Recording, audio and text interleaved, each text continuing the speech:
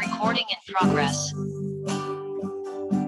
Kami sembah, oh, kami sembah Kau Tuhan, kami sembah, ya ya ya ya ya ya, Yesus.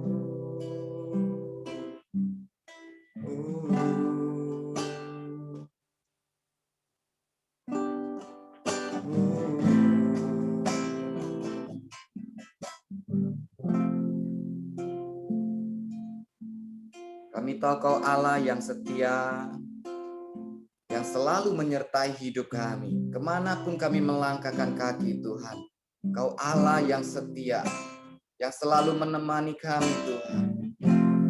Terima kasih Tuhan Yesus.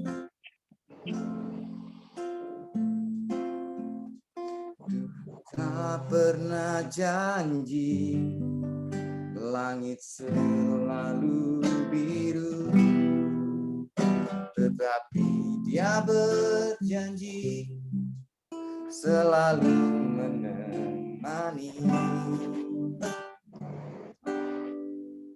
Tuhan tak pernah janji jalan selalu rata, tetapi Dia berjanji berikan kekuatan. Jangan pernah menyerah, jangan berputus asa. Mujizat Tuhan ada saat hati menyembah. Tuhan tak pernah menyerah, jangan berputus asa. Mujizat Tuhan ada bagi yang setia dan percaya. Tuhan tak pernah janji,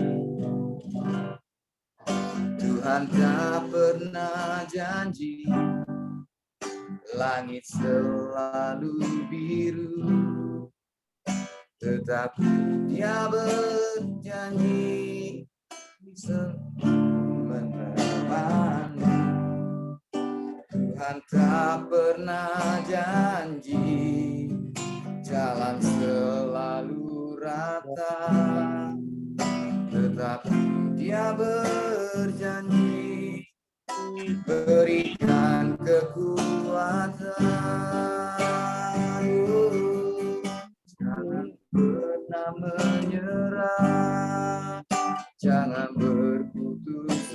asa.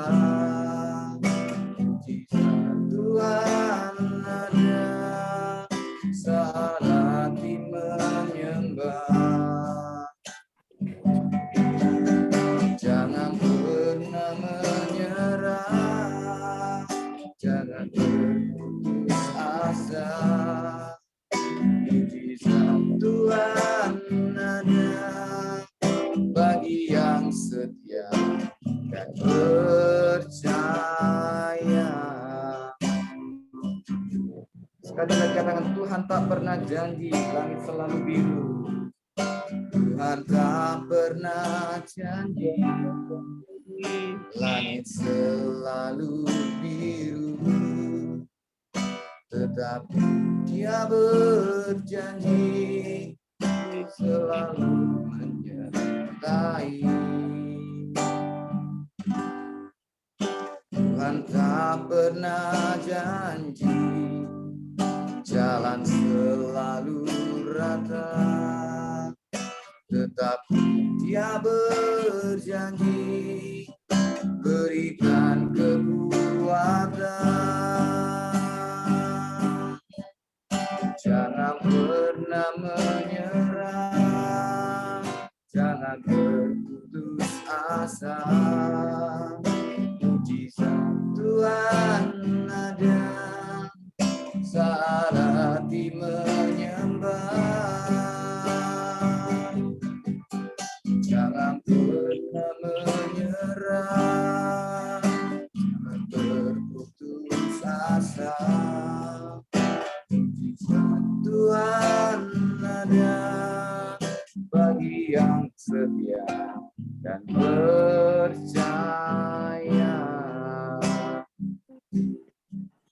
Mujizat Tuhan ada bagi yang setia dan percaya. Bagi yang setia dan percaya.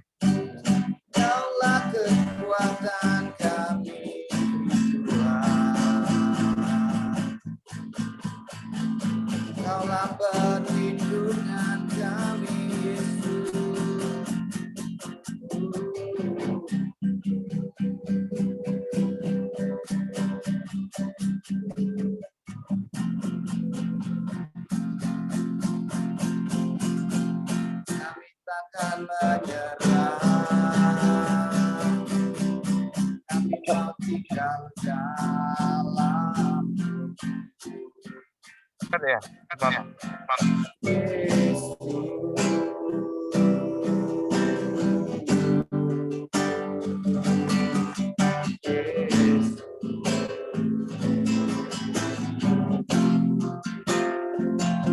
Terima kasih Yesus, Kaulah kekuatan kami, tempat perlindungan, benteng hidup yang tak pernah goyah sampai selama-lamanya. Yesus, oh, oh,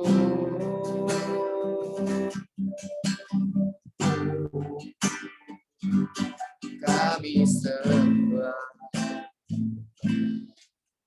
Yarara masyande, yarala namu,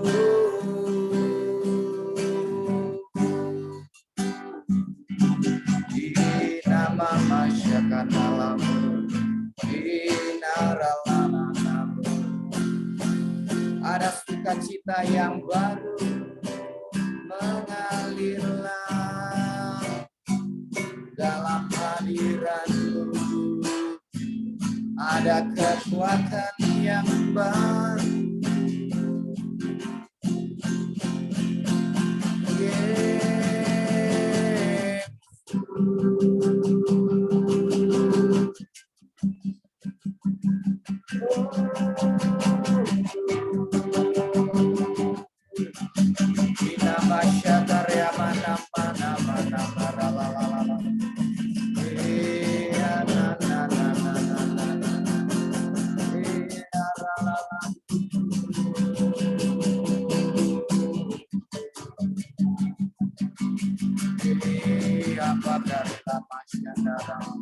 Mari sembahlah Dia, sembahlah Dia, Raja yang perkasa, agung dan mulia.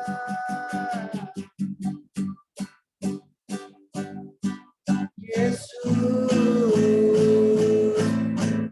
namanya Yesus.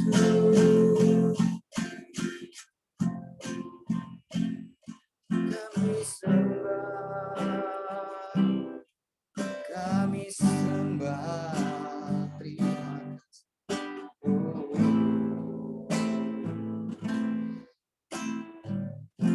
Ya, terima kasih Tuhan Yesus.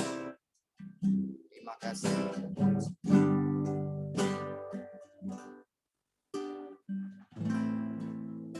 Terima kasih Tuhan. Terima kasih buat kekuatan yang baru, buat sukacita yang baru Tuhan di tengah-tengah kami Allah. Terima kasih Tuhan. Ya Ralabasyandara namanya. Bahwa kami mengalami Engkau lebih dalam lagi Tuhan. Biar puji-pujian, biar penyembahan senantiasa keluar dari mulut dan hati kami. Bagi-Mu Yesus, bagi Yesus Raja yang mulia. Terima kasih Tuhan. Kalau sebentar kami juga mau merenungkan firman-Mu, kami mau mendengarkan suara-Mu Tuhan. Berbicaralah di tengah-tengah kami. Urapi Pak Simon yang akan menyampaikan isi hati-Mu. Biar setiap perkataan itu hanya berasal daripada-Mu Tuhan. Urapi lidah bibirnya dan urapi setiap telinga kami yang mendengarkan Tuhan. Tuhan turut campur tangan. Setiap kami yang lemah boleh dikuatkan saat kami mendengarkan firman-Mu, dan saat kami sharing Tuhan berbicara di tengah-tengah kami. Ada urapan yang baru, ada sukacita yang baru, dan kami siap mendengarkan firman Tuhan. Di dalam nama Tuhan Yesus, haleluya, amin.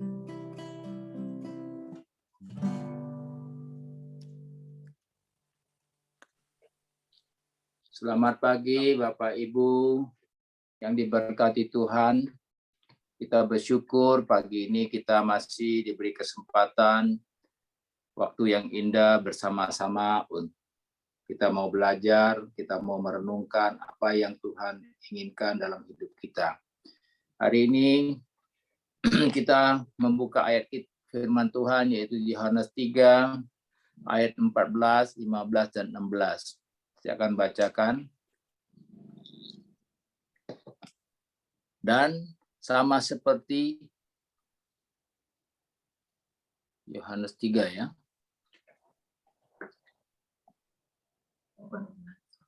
Dan sama seperti Musa meninggikan ular di padang gurun, demikian juga anak manusia harus ditinggikan. 15. Supaya setiap orang yang percaya kepadanya beroleh hidup yang kekal. Karena begitu besar kasih Allah akan dunia ini, sehingga Ia telah mengaruniakan anaknya yang tunggal, supaya setiap orang yang percaya kepadanya tidak binasa, melainkan beroleh hidup yang kekal. Jadi kita sama-sama sudah dalam minggu ini belajar tentang Yohanes di Injil Yohanes ini, bagaimana Tuhan berkarya atas hidup kita. Ya, Jadi di sini saya mau kupas di ayat yang ke-16, karena begitu besar kasih Allah akan dunia ini, sehingga Ia telah mengaruniakan anaknya yang tunggal, supaya setiap orang percaya kepadanya tidak binasa, melainkan beroleh hidup yang kekal. Saya renungkan, saya baca-baca ada 5, ya. 5 hal yang Tuhan di sini sudah nyatakan lewat ayat ini tentang bagaimana Tuhan mengasihi, ya kan, dunia ini dan mengasihi kita. Ya kan, begitu besar kasih Allah yang di 1 Timotius 2 ayat yang keempat berbunyi, yang menghendaki supaya semua orang diselamatkan dan memperoleh pengetahuan kebenaran. Jadi sesungguhnya Tuhan itu maha baik. Bapa itu adalah Bapa yang mengerti atas segala kehidupan kita. Cuma bagaimana kitanya, ya. Kita manusia kadang-kadang hanya mengandalkan pikiran kita, ya kan, mengandalkan apa yang kita punya. Kalau kita udah kepepet, kita baru mengandalkan Tuhan. Sesungguhnya yang sebenarnya adalah kita harus selalu mengandalkan Bapa kita menjadi Sang Pencipta.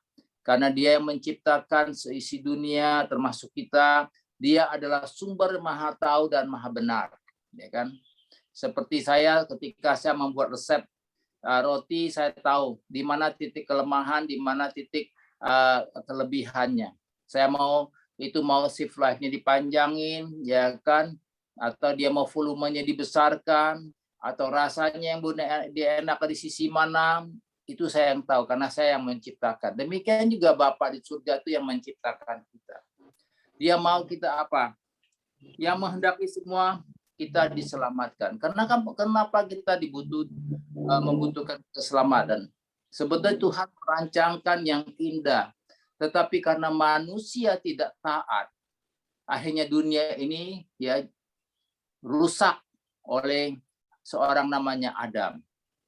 Jadi maka itu Tuhan maunya Dia mengampuni kita. Begitu besar kasihnya, ya. Maka seorang bapak itu kasihnya luar biasa, ya. Kalau bapak ibu, ya kan, termasuk ibu-ibu juga punya kasih, ya kan.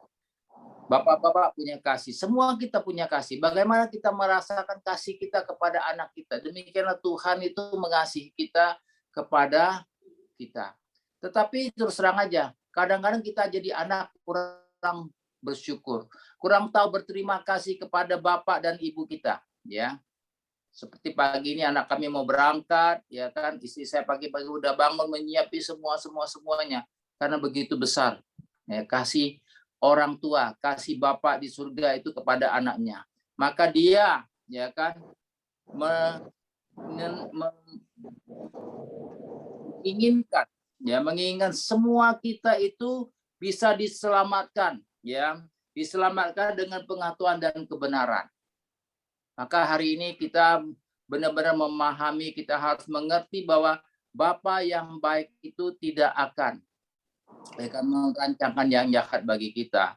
Berikutnya yang kedua, tadi karena begitu besar kasih Allah akan dunia sehingga ini mengaruniakan anaknya yang tunggal. Yang kedua, Allah itu rela mengkaruniakan anaknya yang tunggal, yaitu di Roma 8:32 berkata,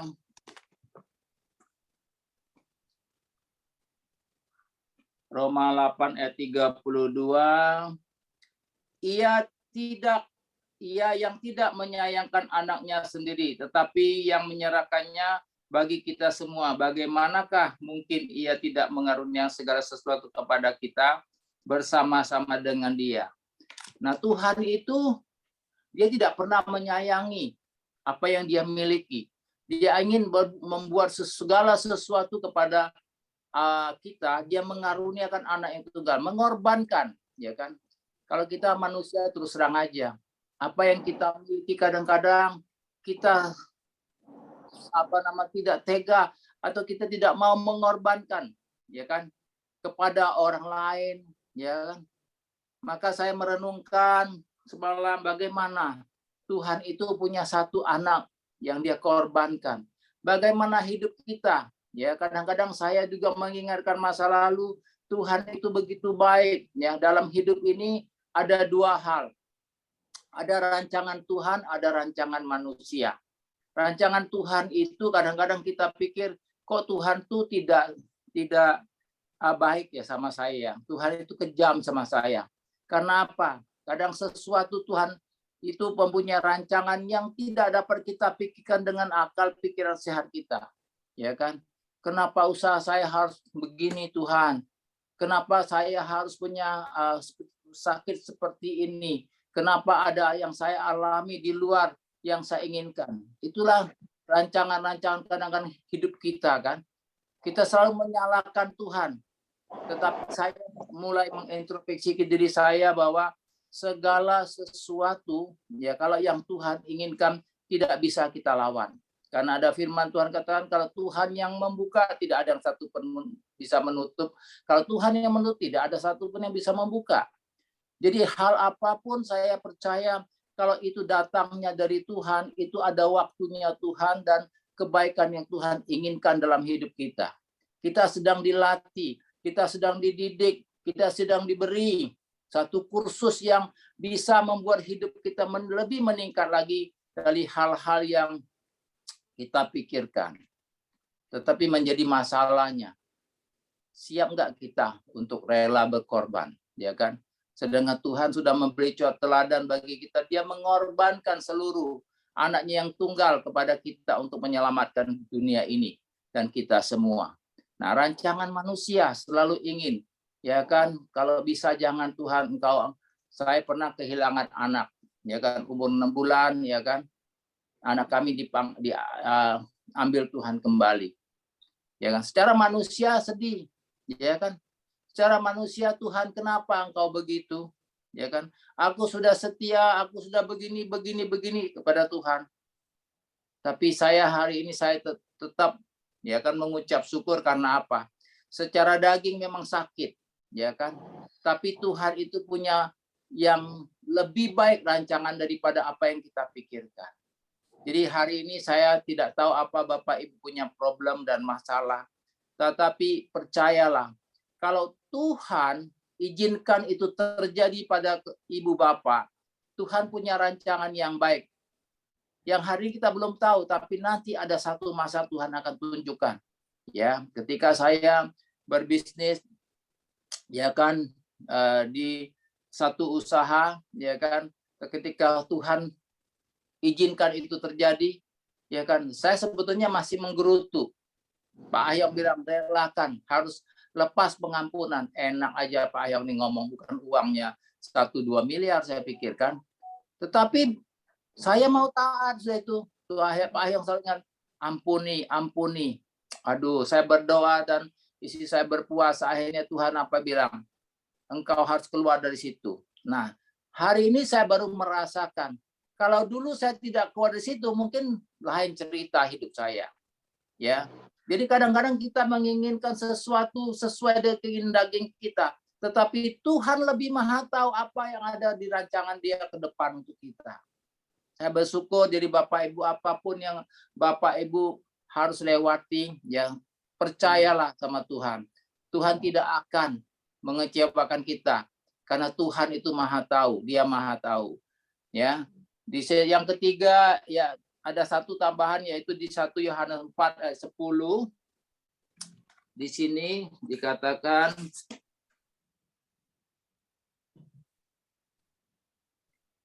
inilah kasih itu, bukan kita yang telah mengasihi Allah, tetapi Allah yang telah mengasihi kita, yang telah mengutuskan anaknya sebagai perdamaian bagi dosa-dosa kita.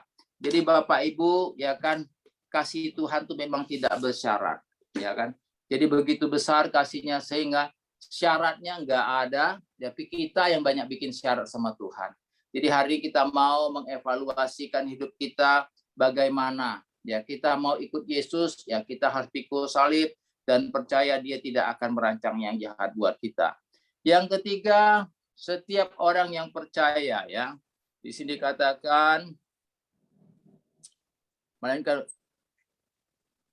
kasih Allah sehingga Ia mengaruniakan anak yang tunggal supaya setiap orang yang percaya, ya kan, sebab percaya kepadanya tidak binasa, ya kan. Di sini di Matius 10 ayat 28. Matius 10 ayat 28. Dan janganlah kamu takut kepada mereka yang dapat membunuh tubuh, tetapi yang tidak berkuasa membunuh jiwa. Takutlah terutama kepada Dia yang berkuasa membinasakan baik jiwa maupun tubuh di dalam neraka. Nah, kadang-kadang ya kan kita merasa takut ya. Kita dipercaya, tapi kadang-kadang kita juga bisa ragu-ragu percaya kita. Ya, tapi di sini saya mendapat satu kekuatan juga dari Tuhan. Kalau memang percaya, kita benar-benar percaya. Ya, karena apa? Karena di sini jangan takut, janganlah kamu takut kepada mereka yang dapat membunuh tubuh, ya kan? Tetapi yang tidak berkuasa membunuh jiwa. Ya. Takutlah terutama kepada Dia yang berkuasa membinasakan baik jiwa maupun tubuh dalam neraka. Jadi hidup kita ini bukan hanya sampai di sini. Habis kita dari dunia ini, kita harus menuju satu pengadilan di mana situ ada surga dan neraka. Jadi saya setiap renungkan nih, oh karena dunia ini memang sementara. Tapi kalau neraka mungkin yang kita belum pernah, cuma kita pernah dengar orang bilang neraka begini-begini, sudah sampai ke neraka melihat begini, ya kan begitu sengsaranya, ya kita lebih baik kita percaya sama Tuhan yang telah menyelamat kita, yang telah mengarunia anak yang tunggal untuk kita diselamatkan, dan kita tetap percaya, ya kan, kita jangan goyah, tetap, ya kan, kita harus pada jalannya Tuhan. Bagaimana kita selalu percaya, karena barang siapa yang percaya dia akan selamat. Ya, yang keempat, ya kan, binasa ya. Di binasa ini kita sering kali ya kan melupakan hal-hal yang membinasakan kita. Di ayat yang tadi yang keempat nih ya. Tadi sudah ya, Matius 10 sudah ya. Yang kelima, hidup kekal, ya kan? Di sini dikatakan melainkan beroleh hidup yang kekal. Hidup yang kekal di Yohanes 17 ayat 3.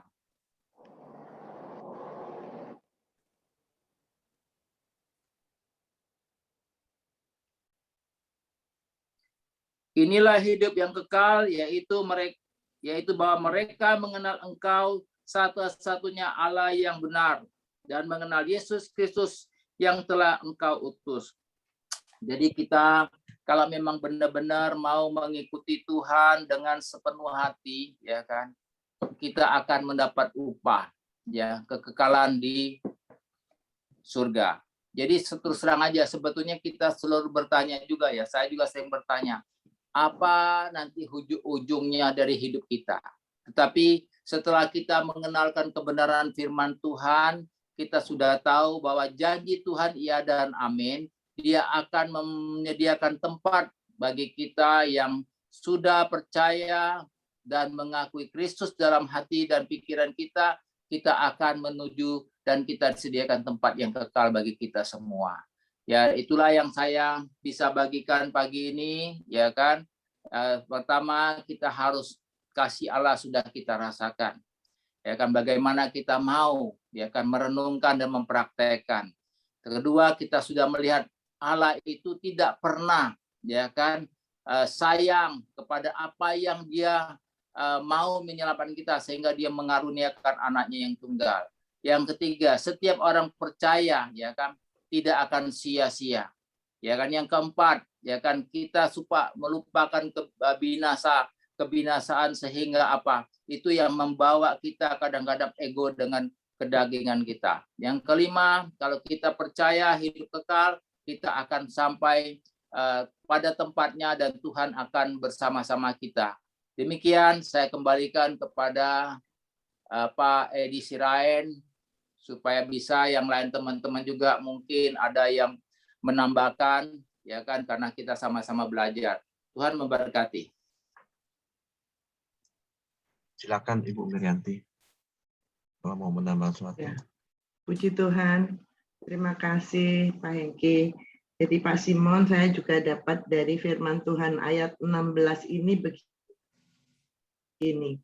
Supaya setiap orang yang percaya kepadanya tidak binasa, Nah, Bapak Ibu, kita harus mengingat ya, rencana Tuhan menciptakan manusia itu adalah untuk menyembah Tuhan dari awal. Nah, kita kalau baca di kitab Kejadian, kemudian manusia yang diciptakan untuk menjadi umat Tuhan itu jatuh ke dalam dosa. Nah, kemudian manusia itu dibuang dari Firdaus.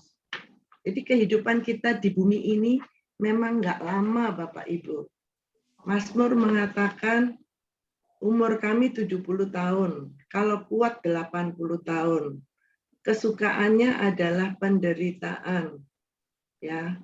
Jadi Bapak Ibu, maksud Tuhan itu mengingatkan kita bahwa setelah pembuangan di dunia ini, kalau kita percaya ada karya keselamatan dari Allah Bapa di dalam Tuhan Yesus Kristus, maka kita akan memperoleh kembali hidup kekal bersama Allah di Firdaus, di sorga.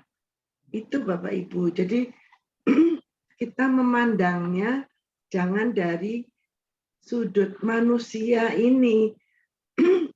Mari kita tetap memandang dari maksud Tuhan menciptakan kita manusia. Mungkin kita merasa, iya ya, di bumi ini indah, enak, gitu ya. Maka kita kerasan di bumi, ya, maunya minta umur panjang di bumi. Padahal Tuhan mau itu kita kembali kepadanya oleh karya keselamatan Allah di dalam Tuhan Yesus itu dalam kehidupan yang kekal. Itu.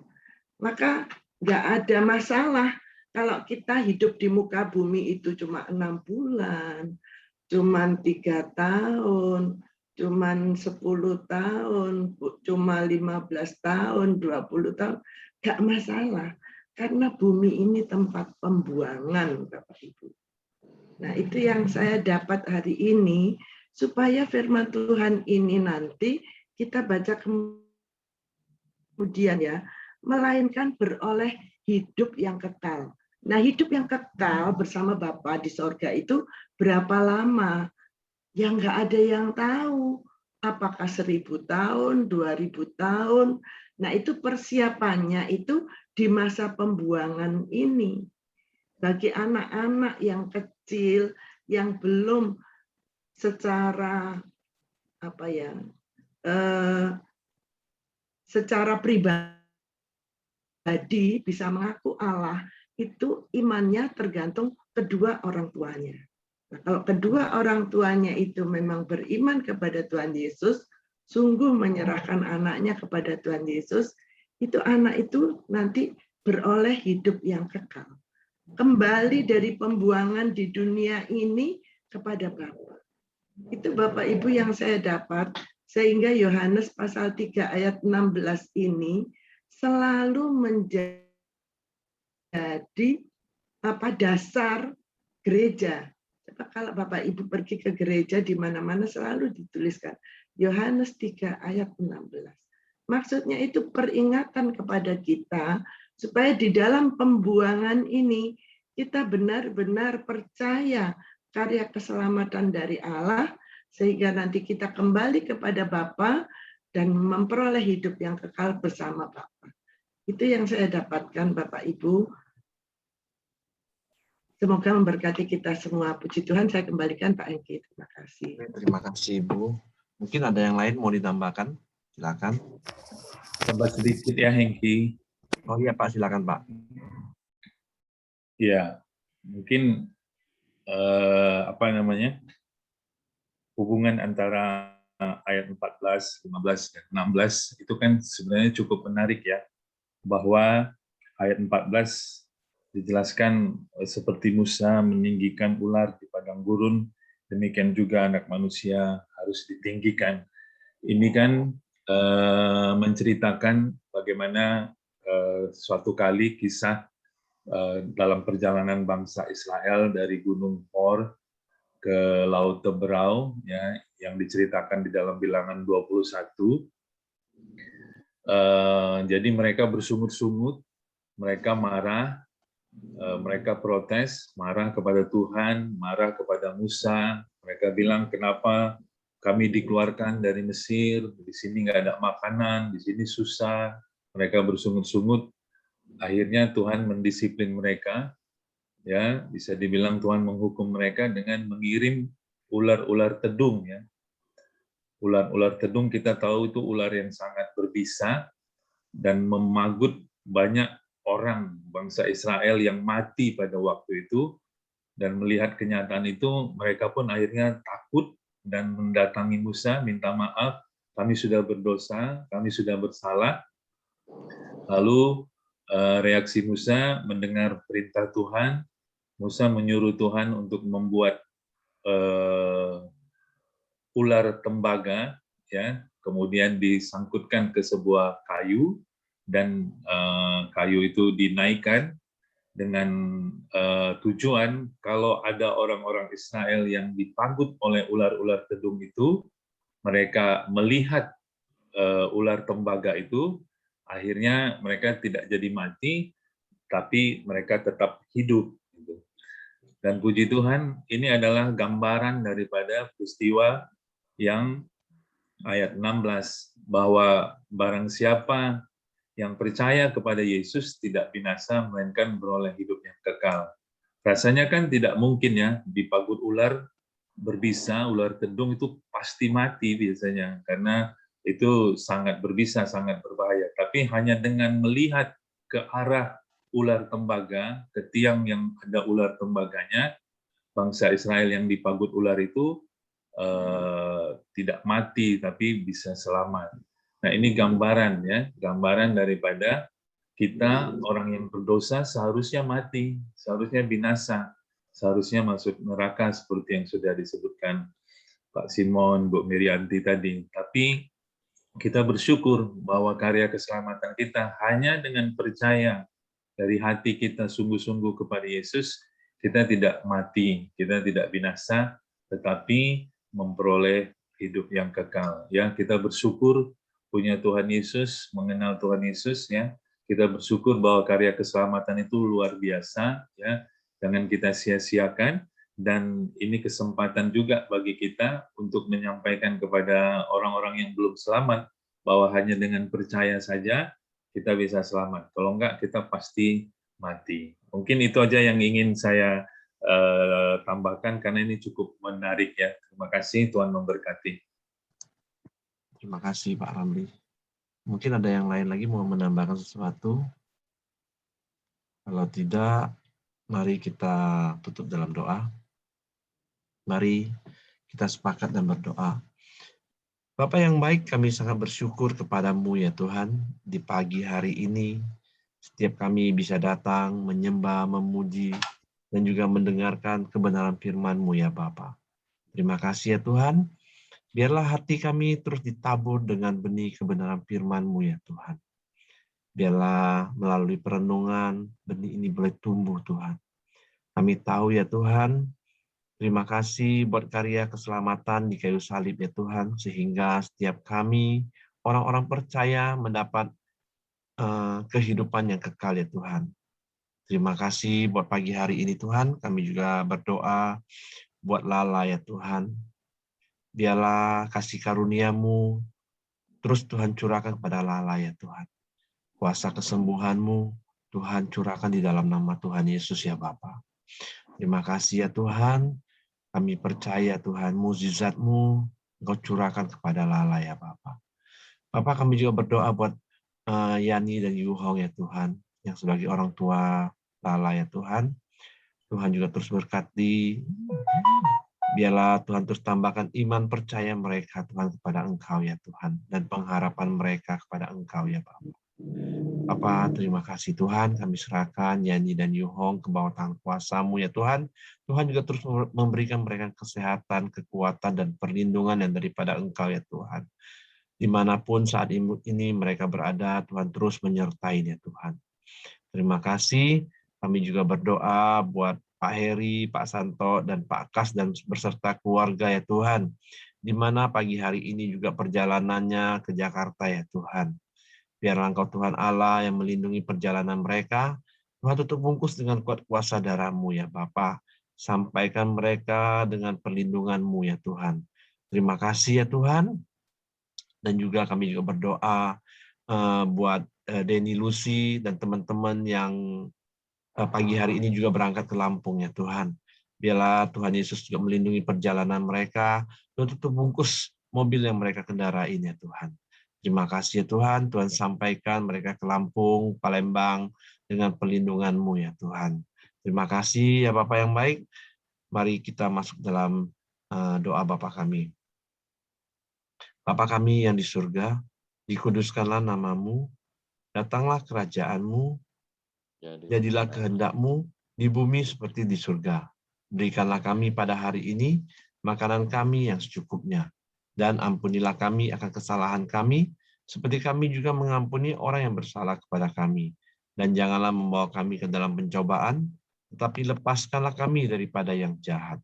Karena Engkaulah yang punya kerajaan dan kuasa dan kemuliaan sampai selama-lamanya. Amin. Pak Simon, silakan tutup dalam doa, Pak. Kembali kami datang dengan bersyukur kepada-Mu Tuhan, karena pagi yang indah Tuhan sudah bersama-sama kami, dan kami boleh belajar dengan lebih baik lagi Tuhan hari lepas hari mengenai kebenaran firman-Mu. Urapi setiap kami Tuhan yang sudah mendengarkan firman-Mu, baik lewat kami, lewat Ibu Merianti dan Pak Ramli. Tuhan, berkati semua menjadi kekuatan kami, pengiringan kami kepadamu. Dan kami serahkan semua, Tuhan, aktivitas kami sepanjang hari ini. Biarlah damai sukacita Allah, berkat Tuhan, menyertai kami sepanjang pagi sampai malam. Di dalam berkat nama Tuhan Yesus Kristus kami sudah berdoa mengucap syukur. Haleluya. Amin. Terima kasih semua. Tuhan Yesus memberkati. Selamat pagi.